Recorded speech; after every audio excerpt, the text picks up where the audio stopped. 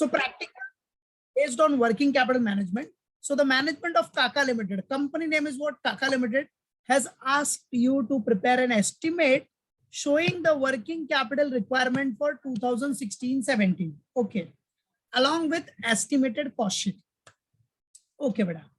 So present position is given, that is 2015-16 position is given, that is present position, where operating capacity is 40%, giving output of 40,000 units for the year, giving output of 40,000.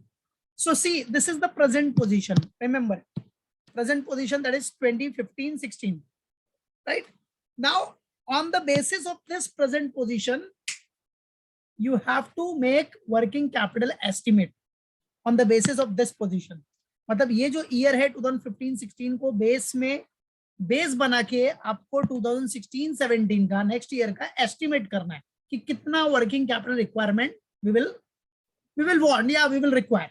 Okay, so see, अब 15-16 data is what? Operating capacity 40% is given. Operating capacity 40%, giving output of 40,000 units for the year. अब देखो बेटा, 40% का capacity है और 40% में कितना units आ रहा है? 40,000. 40% में 40,000. सो बेटा एकदम सिंपल है ना, 40% में 40,000, तो अगर 100% कैपेसिटी होगा तो 1 लाख यूनिट्स, सिंपल. और अगर 60% कैपेसिटी होगा तो 60,000, 80% कैपेसिटी होगा तो 80,000, एकदम नॉर्मल है. ठीक है, सो करेंगे हम लोग, सॉल्व करेंगे. कौन से बेसिस पे अपने को करना है वो एस्टिमेट फॉर नेक्स्ट ईयर में दिया रहेगा. सो आजा cost structure per unit. Now see, cost structure per unit is given. Cost structure में रॉ मटेरियल का कॉस्ट है 20, labour cost 15, overhead is what 10 and profit is what 5. चलो ये सब अपने को डेटा दिया बेटा. Now estimate for next year 2016-17. अब 16-17 का जिसका अपने को वर्किंग कैपिटल बनाना है, वर्किंग कैपिटल एस्टिमेट, उसका डेटा अपने पास अवेलेबल है. See operating capacity is what 60%. Operating capacity कितना बेटा? 60%. सो बेटा इफ 40% इज 40,000, सो सिंपल ना, 60% इज व्हाट 60,000 यूनिट्स. सिंपल. अगर आपका 40% 40,000 यूनिट्स है तो 60% will be 60,000. Directly cross multiplication करोगे तो फिर भी वही आंसर आएगा. 60 इंटू 40,000 डिवाइड बाय 40 कर दोगे तो वही आएगा 60,000, अपना 60,000 यूनिट्स. क्रॉस चेक करके देख लो, right? So that is what 60,000 means operating capacity for next year, that is 16-17, 60% है. 60% मींस 60,000 यूनिट्स. सिंपल, बराबर. चलो अभी देखो कॉस्ट स्ट्रक्चर दिया है बेटा. Cost structure for the next year 16-17 का कॉस्ट स्ट्रक्चर दिया है, where raw material cost to increase by 10%. मतलब ये जो रॉ मटेरियल है ना बेटा, रॉ मटेरियल कॉस्ट 20, वो 10% से राइज हो जाएगा. ठीक है, तो 20 है तो 22 हो जाएगा. 20 का 10% कितना होता है? 2 रुपीज, तो राइज हो गया तो 22. Simple. Direct labour cost to increase by 20%. अब डायरेक्ट लेबर कॉस्ट 15 है, वो 20% से इंक्रीज हो जाएगा. सो 15 का 20% राइज कर दो, that's it. Overheads to increase by 20%. Overheads भी आपका 20% से इंक्रीज हो जाएगा. 10 है, 20% से राइज कर दो, that's it. Selling price to increase by 20%. मतलब सब में चेंज हुआ है. Accordingly we have to make a cost structure for the year 2016-17. So we will make it. वो वर्किंग नोट अपना जो कॉस्ट स्ट्रक्चर का आएगा उसमें हम सब बनाएंगे, कोई टेंशन नहीं. Now the following further information is available. अब फर्दर इंफॉर्मेशन आपके पास अवेलेबल है, तो चलो क्या इंफॉर्मेशन है, लेट्स सी. फर्स्ट वन, एक एक करके will see it step by step. See what is given बेटा. The following further information is available. First one, purchase. The purchase, production and sales pattern is assumed to be even throughout the year. वो normal है, ठीक है. The raw materials will remain in stock for 1 month. Raw material आपका stock पे रहेगा 1 month के लिए, मतलब टाइम पीरियड दिया है, और इधर मंथ्स में दिया है, सब डेटा मंथ्स में है. तो आपको क्या करना पड़ेगा, जितने भी मतलब अगर फुल ईयर का पूरा यूनिट्स है तो उसको पहले मंथली कन्वर्ट करना पड़ेगा. So will convert it. देखो जैसे अभी आपको इधर क्या दिया यूनिट्स, सी सो आपका ईयरली कैपेसिटी आपको दिया है, इधर देख सकते हो। ये तो लास्ट ईयर का था, 40% का 40,000, तो इधर 60% का कितना आ जाएगा 60,000। तो this 60,000 is for whole year. तो बेटा अगर ये होल ईयर का 60,000 है तो मंथ का कितना होगा 60,000 डिवाइड बाय 12, सिंपल। अब मंथ्स तो पूरे साल में 12 ही होते हैं, 12, सो 60,000 डिवाइड बाय 12। सो आपको मंथली आपका कैपेसिटी मालूम पड़ जाएगा कितना यूनिट्स आपका प्रोड्यूस है, दैट्स सिंपल, राइट। क्लियर है, मतलब वो कैपेसिटी के हिसाब से आउटपुट कितना है वो मंथली मालूम पड़ जाएगा। तो कभी भी देखने का क्या दिया इधर, मंथ है, वीक्स है, डेज है, क्या है, उसके हिसाब से आपको कन्वर्ट करना है। Accordingly you have to convert it, simple. चलो नाउ आ जाओ। सो कहां थे हम लोग, yes, raw material will remain in stock for 1 month, okay, time period दिया 1 month. Production process will take 1 month. Production process means what, work in process, work in process 1 month लेगा बेटा, wherein labor and overheads will accrue evenly during the process, ठीक है। so production process will take 1 month। finished goods will remain in the stock for 2 months। finished goods आपका stock में रहेगा कितने months के लिए, 2 मंथ्स के। finished goods remain in stock for what बेटा, 2 months, याद रखना, इसका टाइम पीरियड दिया है। customers will be allowed a credit of 2 months। Customer को हम लोग 2 मंथ्स का क्रेडिट अलाउ करेंगे बेटा, दैट्स इट, ये भी दिया है। Supplier will allow a credit of 1 month. Supplier मतलब अपना जो क्रेडिटर है, कस्टमर में डेटर हो गया, सप्लायर में creditor. Supplier will allow a credit of 1 month, मतलब क्रेडिटर 1 मंथ का क्रेडिट देगा, ठीक है। The time lag in payment of labour will be 1 month. अब जो टाइम लैग हो, टाइम लैग मतलब लेट पेमेंट, सो ये आउटस्टैंडिंग हो गया। This is what time lag in payment of labour means what, it's an outstanding. तो ये outstanding labour मतलब आउटस्टैंडिंग एक्सपेंस हो गया, और आउटस्टैंडिंग एक्सपेंस बच्चा क्या होता है आपका, लायबिलिटी, याद रखना। Time lag in payment of overheads, time lag in payment of what, overheads, वो कितना है, हाफ अ मंथ है, ठीक है, half a month will be half a month, ठीक है। फिर cash and bank balance is expected to be 25,000।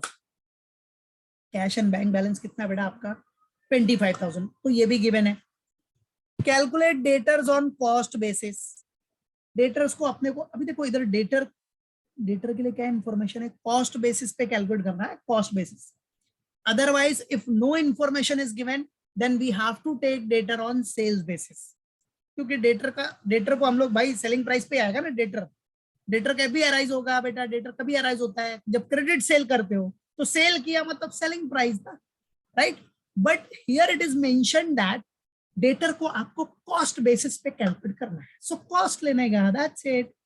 And finally 20% of the purchase will be on cash. क्या बोल रहा है, 20% of the purchases will be on cash basis. तो 20% आपका purchase cash basis पे रहेगा, याद रखना। जो भी परचेज है उसका 20% कैश बेसिस पे। तो कैसे निकालना वो बताऊंगा। जो भी परचेज है उसका 20% आपका कैश बेसिस। तो परचेज किधर काम आएगा आपको, जब आप सप्लायर से खरीदोगे, क्रेडिटर से जब भी आप परचेज करोगे तो वो टाइम पे काम आएगा। तो क्रेडिटर से याद रखना 20% आपने कैश में लिया, तो क्रेडिटर कितना होगा, क्रेडिटर ओनली 80% होगा ना बेटा, सिंपल फंडा। तो ये कैसे कैलकुलेट करना है, कैसे शो करना है बताता हूँ, ठीक है। तो ये अपना क्वेश्चन का रिव्यू था, चलो सो लेट्स सॉल्व इट। और सबसे पहले क्या करने का, what we have to do, working note खत्म कर देते हैं। वर्किंग नोट पहला काम, वर्किंग नोट बना लो, कैलकुलेशन बना लो, उसके बाद डायरेक्टली अपना स्टेटमेंट जो बनाएंगे, वर्किंग कैपिटल एस्टिमेट का स्टेटमेंट, कि कितना वर्किंग कैपिटल रिक्वायर्ड होगा।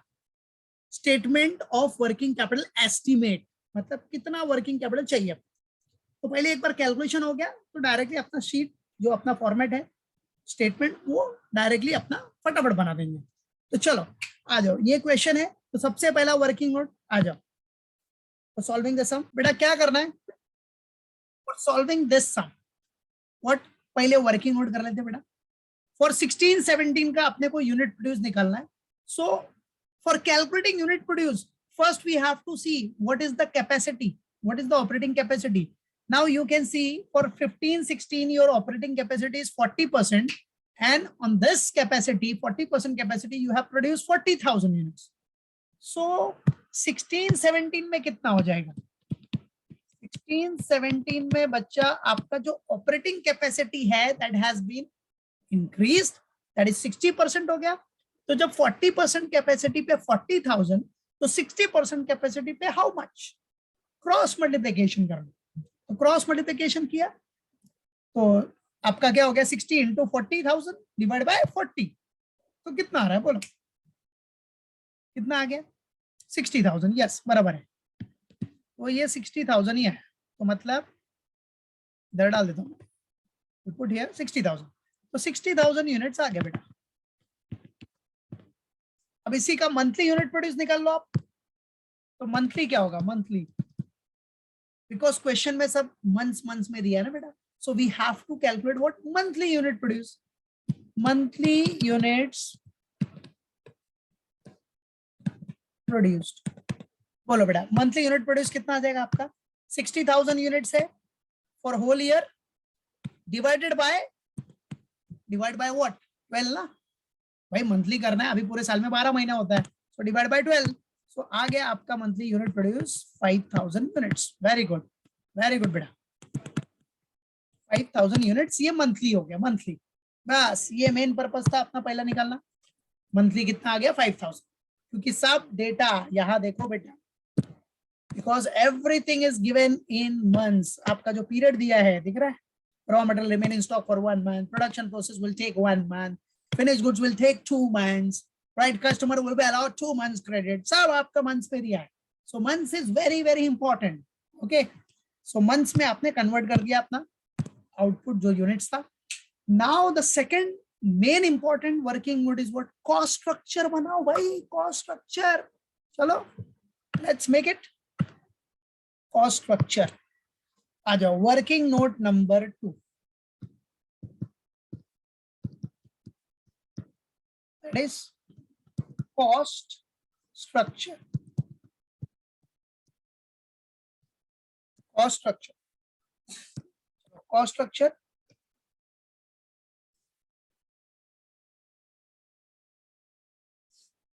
let's make it, ये रुपीस हो गया बेटा, this is number particular rupees. तो नंबर हो गया, ये पर्टिकुलर्स मतलब इधर क्या होता है? एलिमेंट ऑफ कॉस्ट आता है, बराबर, जैसे raw material, labour, overheads, all that. चलो ये आपका रुपीस मतलब क्या? Cost per unit. जो भी रुपीस रहेगा सब क्या है? कॉस्ट पर यूनिट, राइट है? Rupees cost per unit. चलो बेटा, so the very first one is what? सबसे पहला आएगा बेटा रॉ मटेरियल्स।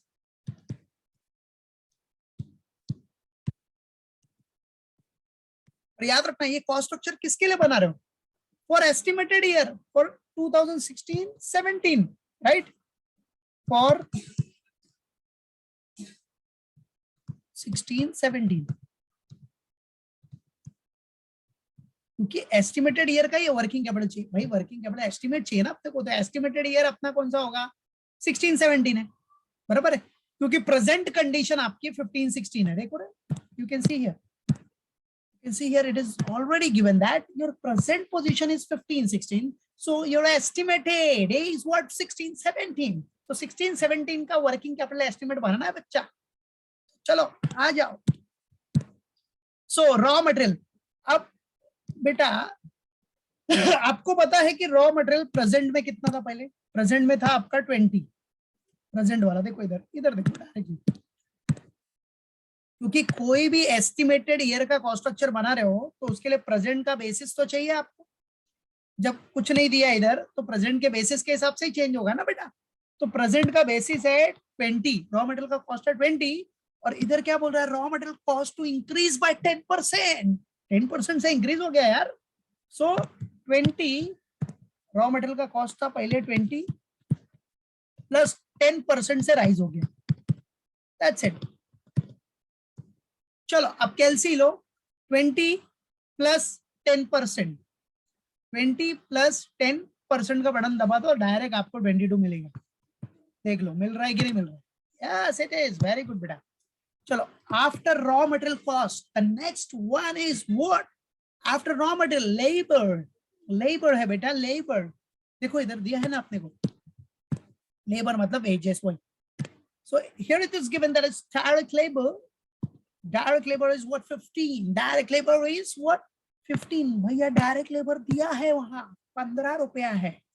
So आ जाओ, direct labour that is wages, direct labor, or we can say that wages. So direct labor related data is what? See, previously it was how much? Labor is 15. You can see here labor is 15, and what is the change? Direct labor cost to increase by 20%. So previously it was 15. Previously it was 15. अब बोल रहे हैं ये 20% से rise हो गया बेटा, 20%. So plus 20% rise. So you can directly calculate it. कैलसी low 15 plus 20%. कैलसी में खाली 15 टाइप करो प्लस 20% का बटन दबा तो डायरेक्ट आंसर मिल जाएगा. You will get the answer directly, that is 18. Yes, it is. So your direct labor is what? 18. And then third, raw material done, labor done. Now the third one is what? Overheads. Now see, regarding the overheads, what is the information? So for overheads, you can see here the present position of the overheads. Where is it? Present position, present cost is what? 10 rupees. And overhead to increase by 20%. Overhead with 20% से increase हो गया. So present position is what? 10. Plus 20% से rise हो गया. So 20% rise. तो बोलो 10 plus 20% rise कर दिया. तो कितना आ गया बच्चा? Yeah, simple. 12. That's it. Perfect perfect. चलो तो आपका मटेरियल का भी कॉस्ट हो गया, लेबर हो गया, ओवरहेड्स भी हो गया. चलो get the total of all, and if you get the total of all, you will get the total cost. This is what your total cost, and the total cost is 22 plus 18 plus 12, that is 52. Is or no? 52. अब बच्चा देखो, अब total cost के बाद क्या आएगा? You know very well, that is profit will come. बराबर है. प्रॉफिट के बाद आपका आएगा सेल्स, राइट है. प्रॉफिट के बाद आपका आएगा सेल्स.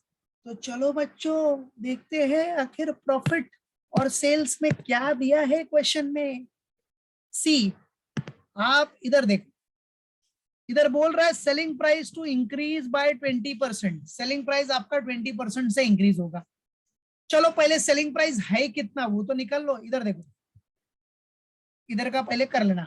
20 plus 15 plus 10, तो इसका टोटल कॉस्ट कितना हो गया? 20 plus 15 plus 10 मिला के यस 45,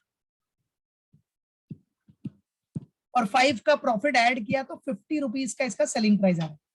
मतलब जो प्रेजेंट कंडीशन है, प्रेजेंट पोजीशन है, उसमें सेलिंग प्राइस है आपका,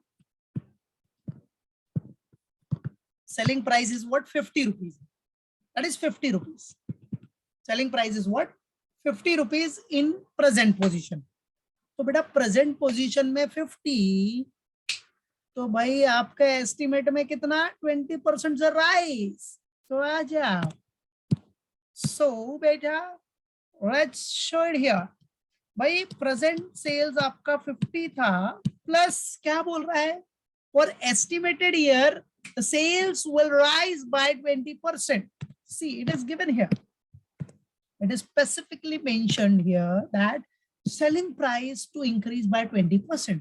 सो 50 था, प्लस बढ़ेगा तो 20, बढ़ेगा तो राइज ही करना पड़ेगा. राइज मतलब प्लस ही हो गया. So plus 20% rise. So चलो 50 plus 20% राइज टोटल कितना हो गया बेटा? इधर 50 लो, कैलसी में डायरेक्ट 50 plus 20% दबा दो, कितना आ रहा है? 60 आ जाएगा. आ रहा है कि नहीं? 60. That's it. So the balancing figure is what? Balancing figure is profit, ये तो आपका बैलेंसिंग फिगर आ गया, simple. So this is the working note number 2, very important cost structure का। कॉस्ट स्ट्रक्चर हो गया, उसके बाद तो आप easily you can arrange your statement of working capital estimate, simple, clear. तो ये आ गया अपना सेल्स, इधर याद रखना कैसे किया है, ओके राइट। डायरेक्टली अभी statement of working capital estimate बनाना है, तो first at the top company name, that is Kaka Limited, and then statement of what? Statement of working capital estimate for 2016-17. So statement of working capital estimate for 2016-17 जिसमें number, particulars, फिर workings, rupees. चलो, तो इसमें सबसे पहला the very first one will be what? सबसे first आ जाएगा बेटा current assets.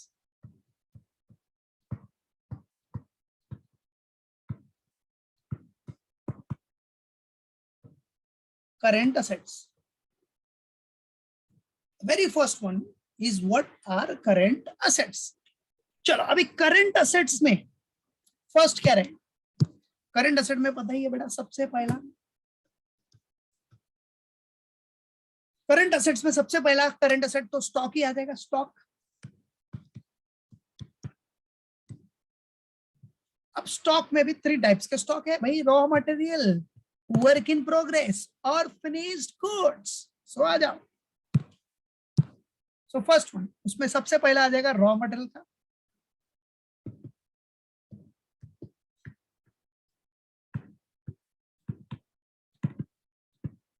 रॉ मटेरियल्स, बराबर बेटा। चलो अब रॉ मटेरियल्स के लिए क्या करना है, देखो इधर ध्यान देना, क्या बेटा बोलता क्या है, यूनिट्स। अब सब मंथली है ना, तो हमने मंथली यूनिट लिया है ना बेटा, कितना आया था मंथली यूनिट्स 5000, रॉ मटेरियल का मंथली है 5000, तो इधर दिखाया यूनिट्स है 5000 इनटू फिर क्या है, देखो यही यूज करना है बेटा अपने को, फिर मंथली ये यूनिट्स हो गया 5000 monthly units, and then rate, raw material rate is what 22, raw material rate is what बेटा 22। सो आ जाओ, rate is 22 and period, period मतलब कितना टाइम वो स्टॉक में था, ठीक है। So period you can see here, that is it is already given in the question, that is the raw material will remain in stock for 1 month, so into 1, simple, that's it, so into 1, finish, that's it, ठीक है। so 5000 into 22 into 1 कर लो, कितना आ गया बोलो, चल 5000 into 22 into 1 किया तो क्या आ गया बेटा अपने को 110, यस।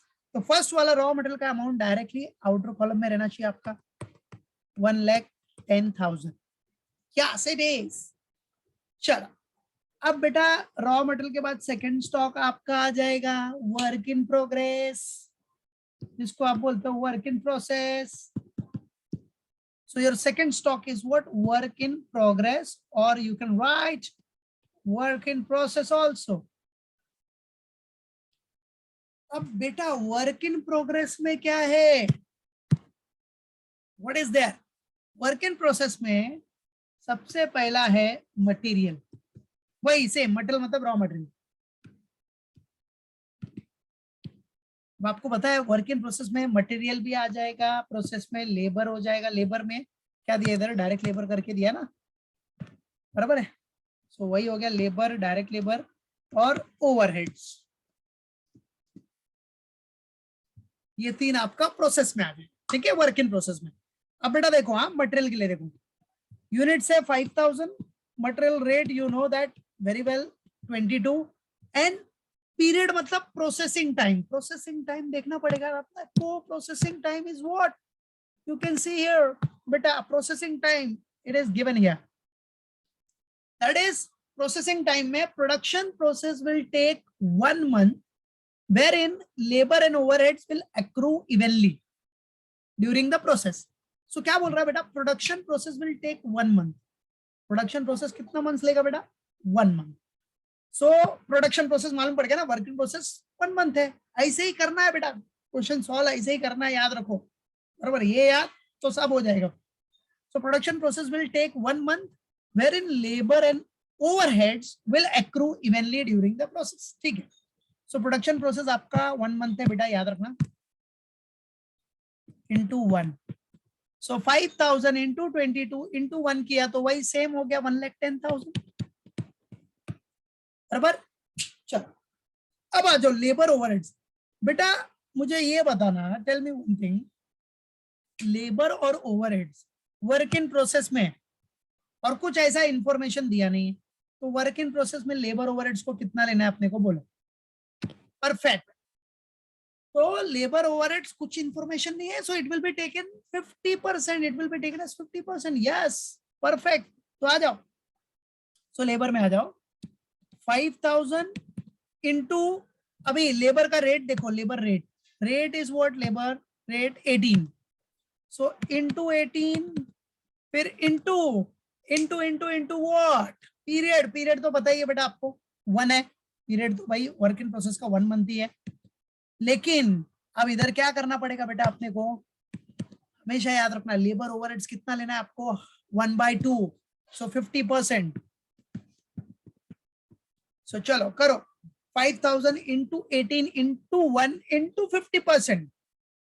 50% मतलब 1/2. सो कितना आएगा बोलो, करके देखो, या तो 50% ही करो डायरेक्टली. 5,000 इंटू 18 इंटू 1, फिर उसका 1/2 किया तो कितना आया, ओके 45,000 आ रहा है. ओके चलो, सो 45,000 आ गया. चलो ठीक है, आ रहा है ना, चेक करना, कुछ रहेगा कैलकुलेशन में तो बताना. चलो उसके बाद आ जाओ बच्चों, ओवरहेड्स में आपका यूनिट्स वही है 5,000 इंटू रेट. ओवरहेड्स का रेट देखो, overheads rate is what 12. So into 12. Period है, नॉर्मल सी बात है, वर्क इन प्रोसेस का पीरियड है 1 मंथ. इंटू इधर भी बच्चा वही चीज, वही फंडा 50%, सेम फंडा 50%. ठीक है, तो चलो 5,000 इंटू 12 इंटू 1, उसका 50% निकाल दो. सो 50% किया तो कितना आया बच्चों, बताओ मुझे. हाँ बताओ बेटा कितना है, 5,000 इंटू 12 इंटू 1, उसका 50% कर लिया आपने. यस, तो 30,000. अभी 5,000 इंटू 12 किया तो 60,000 इंटू 1 60,000 इंटू 50% किया, 50% हाफ निकला तो आ गया बेटा 30,000. Yes it is. So we got it 30,000 also. Now see बेटा, our work in progress done. Material labor overheads हो गया तीनों. अब इसका टोटल मार के आउटर कॉलम में दिखा देना, 110 plus 45 plus 30. So total will be what, 185. Perfect. 1,85,000. ठीक है, डन. चलो बेटा अभी ये भी हो गया, रॉ मटेरियल हो गया, वर्क इन प्रोग्रेस हो गया. अब वर्क इन प्रोग्रेस के बाद सी में आ जाना. सी में क्या आएगा भाई, रॉ मटेरियल का स्टॉक हो गया, वर्क इन प्रोग्रेस हो गया. अब फिनिश गुड्स आ जाएगा ना बेटा, फिनिश गुड्स.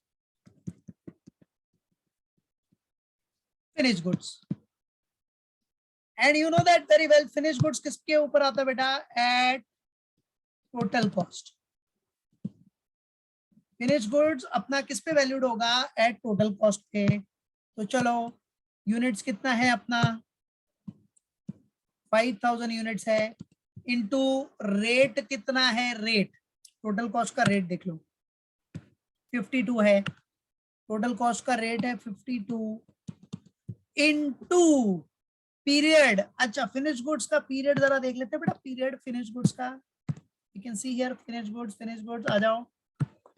फिनिश गुड्स किधर है, फिनिश गुड्स का ये देखो, see finish goods will remain in stock for 2 months. Finish goods will remain in stock for 2 months. So 2 months वाला पीरियड है बेटा, सो इंटू 2 कर दो बस, into 2.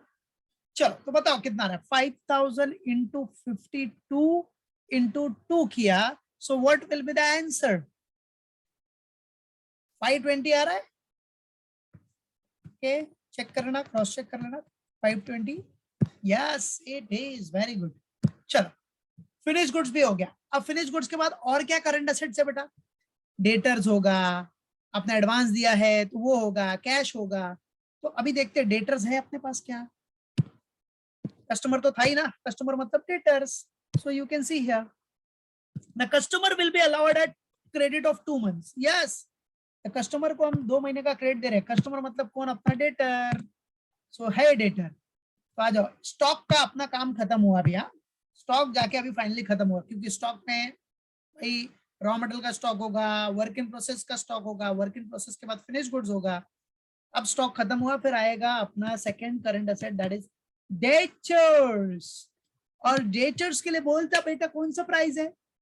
If there is no information then selling price. लेकिन information दिया है ना, इधर कॉस्ट पे लेना है।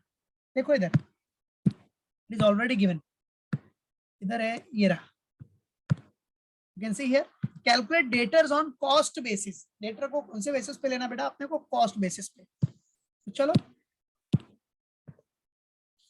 सो एट कॉस्ट बेसिस, इसको वही कॉस्ट मतलब वही टोटल कॉस्ट पे लेना पड़ेगा,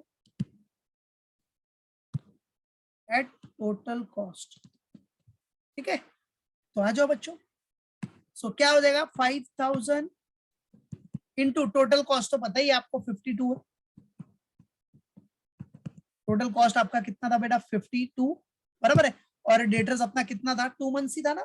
डेटर को कितना टाइम पीरियड दिया था आपने? 2 months ही दिया है। ये देखो, where is it? Customer will be allowed a credit of 2 months। Yes, it is 2 months।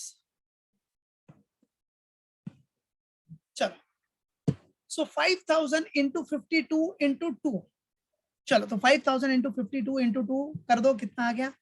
वही सेम, बराबर है। 520 आएगा, दोनों सेम ही हो गया ना बेटा। सो 520 520, yes it is 520 520, that's it। okay, done. चलो, अभी ये भी हो गया, स्टॉक भी हो गया अपना, डेटर्स भी हो गया। चलो, डेटर्स के बाद अभी थर्ड वन, और तो कुछ है नहीं, एडवांस गिवन, ये सब कुछ है नहीं अपने पास। कैश बैलेंस है, लेकिन कैश बैलेंस इज गिवन। ठीक है, सो आ जाओ, cash balance.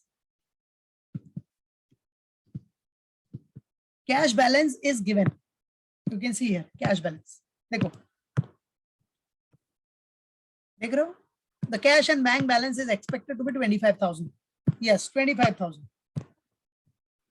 cash balance, it is given directly 25,000, बराबर है। so cash balance is given directly, that is 25,000, बराबर, क्लियर हो गया। चलो, so let's get the total of current assets। सब हो गया करंट असेट्स में। अब टोटल ले लो, टोटल करंट असेट्स,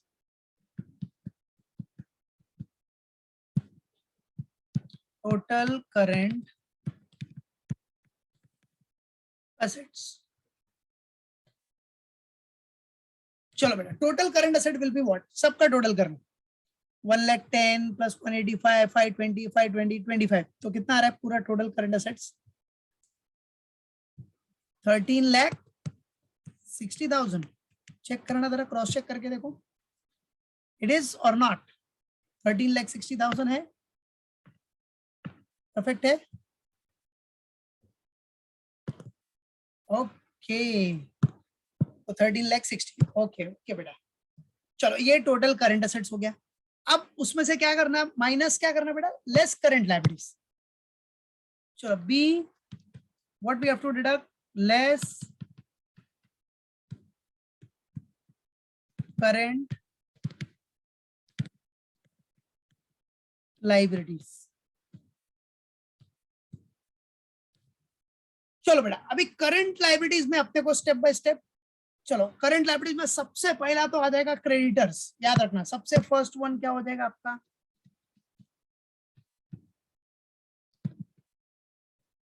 क्रेडिटर्स। ठीक है, चलो, अब क्रेडिटर सबसे पहला रहेगा, सबसे फर्स्ट।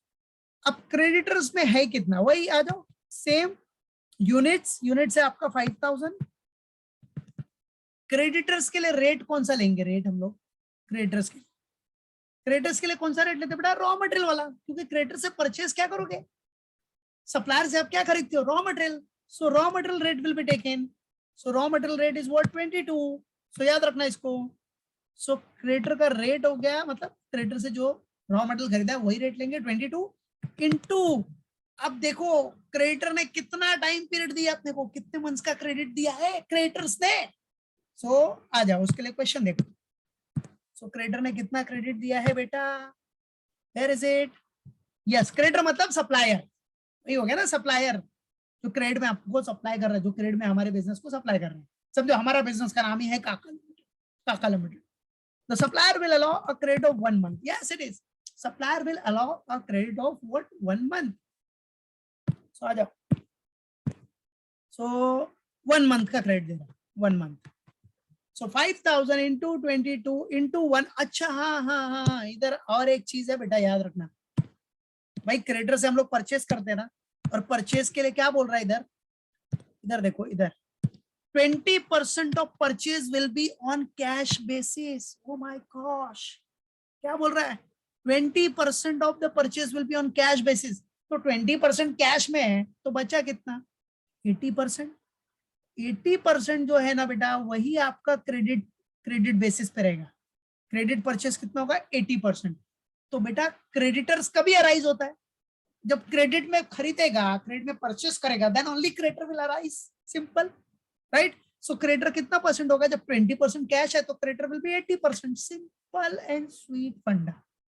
Creditor will be 80%. तो आ जाओ. So units into rate into period अपना 1 मंथ ही है, और फिर 80%. ये याद रखना.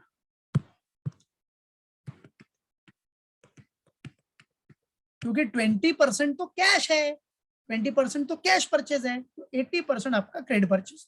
तो 5,000 इंटू 22 इंटू 1, उसका 80% निकालो. इतना आ रहा है. यस, 88,000. देख लो, चेक कर लो, बराबर है इसको. अब एक करंट लायबिलिटी जितना भी रहेगा इनर कॉलम में दिखाना. ओके बेटा, ओके, वेरी नाइस. चलो, फिर क्रेडिटर्स के बाद और क्या लायबिलिटी था? लायबिलिटी में अपना आउटस्टैंडिंग था, वो लेबर, वेजेस और ओवरहेड्स का. ये देखो, time lag in payment of wages and overheads है ना बेटा इधर.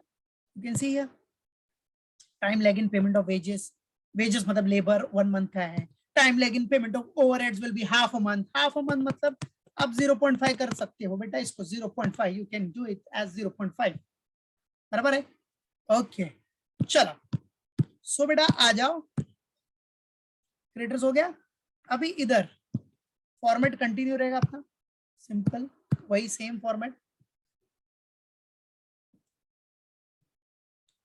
2 columns for amount, inner and outer. ये वर्किंग्स के लिए हो गया बेटा. This is for number and then particulars. चलो, सो क्रेडिटर्स डन हो गया बेटा. अब क्रेडिटर्स के बाद अपना सेकंड है. After creditor second one is what? Yes, outstanding wages.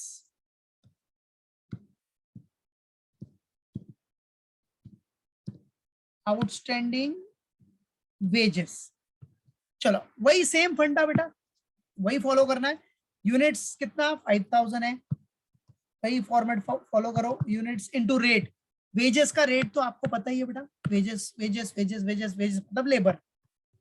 सो 18 है. ठीक है, लेबर लिख सकते हो आप. लेबर, कोई टेंशन नहीं, लेबर लिखो, नो वरी. सो वेजेस का रेट है आपका 18 इंटू, अब कितना मंथ आउटस्टैंडिंग है? पीरियड कितना है बेटा आउटस्टैंडिंग के लिए? 1 मंथ. इंटू 1 कर दो, that's it. So 5,000 into 18 into 1, कितना आ गया answer? 90,000. Yes it is. Perfect बेटा, परफेक्ट, बराबर. चल, फिर थर्ड वन,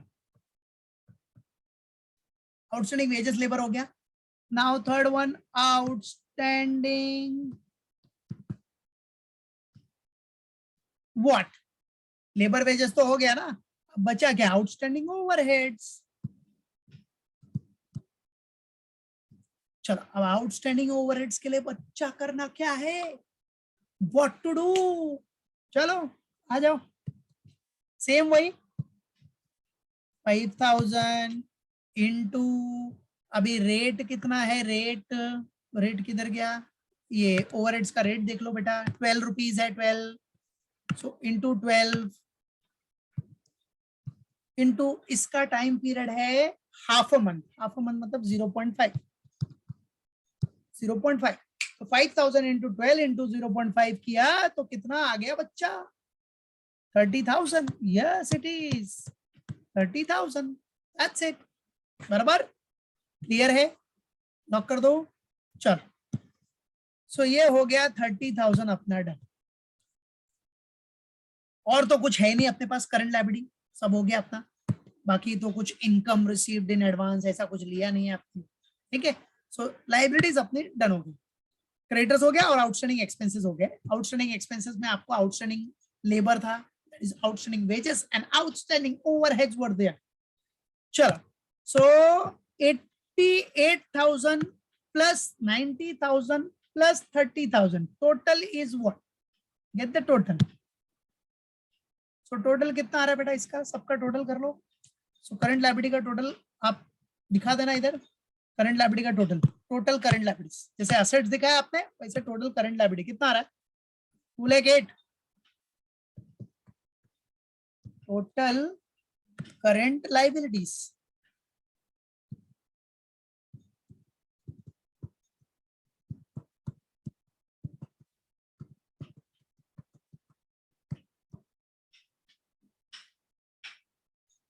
बराबर है बेटा, total current liabilities. So current liabilities कितना आ रहा है बेटा आपका, 2,08,000, 2,08,000। चलो, अब बचा 13,60,000 minus 2,08,000, total current assets minus total current liability, तो आपको मिल जाएगा क्या, वर्किंग कैपिटल, है कि नहीं। बराबर, सो ये आ गया आपका सी वर्किंग कैपिटल। लेकिन सुनो, अब क्या होता है देखना है अपने को, समझो ये वर्किंग कैपिटल आया आपका, WC शॉर्टकट में लिखा, तो वर्किंग कैपिटल माइनस करके कितना है, 11,52,000। और आपको क्वेश्चन में मार्जिन ऑफ सेफ्टी दिया, मार्जिन ऑफ सेफ्टी कि इतना मार्जिन ऑफ सेफ्टी आपको रखना है, इतना प्रोविजन रखना है, इतना कैश फॉर प्रोविजन या फिर प्रोविजन फॉर कंटिजेंसीज रखना है। तो समझो बोला कि आपको 10%, तो 10% मतलब कितना हो गया, 1,15,200 का, मतलब 11,52,000 का 10% कितना हो गया, 1,15,200। इतना आपको मार्जिन ऑफ सेफ्टी रखना है, प्रोविजन फॉर कंटिजेंसीज रखना है, तो इतना कैश रिजर्व करके रखना पड़ेगा ना। तो आपका वर्किंग कैपिटल रिक्वायरमेंट कितना हो जाएगा, ये दोनों को प्लस करके जो आएगा ना बेटा, वो आपका वर्किंग कैपिटल रिक्वायरमेंट हो जाएगा, दैट्स इट। बट ऐसा तो बोला नहीं है, लेकिन याद रखना ऐसा होता है, ठीक है। प्रैक्टिकल में एमसीक्यूज में भी ऐसा हो सकता है कि भाई वर्किंग कैपिटल है और आपको बोला मार्जिन ऑफ सेफ्टी, तो that margin of safety will be added, क्योंकि उतना आपको कंटिजेंसीज के लिए फंड चाहिए, वो प्लस करके फिर आपका वर्किंग कैपिटल रिक्वायरमेंट आ जाएगा, दैट्स इट। बराबर, तो फिलहाल ये सब तो है नहीं अपने पास, तो इसकी जरूरत ही नहीं है। मतलब आपका जो आंसर आया डायरेक्टली 11,52,000 वही हो गया आपका वर्किंग कैपिटल एस्टीमेट, यही आपका हो गया बेटा वर्किंग कैपिटल एस्टीमेट, या बोलते हैं हम उसको वर्किंग कैपिटल रिक्वायर्ड।